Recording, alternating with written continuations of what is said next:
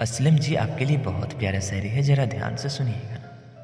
बहुत ही प्यार से बनाया शायरी को। चलिए शायरी स्टार्ट करते हैं। असलम जी, मेरी आंखों को कुछ हो गया है, कि मेरी आंखों को कुछ हो गया है। असलम जी, आप पर से हटती ही नहीं, आप पर से हटती ही नहीं। असलम जी, पता नहीं कितनी मोहब्बत हो गई है आपसे। हर समय बस आपको ही देखने का मन करता है। I love you.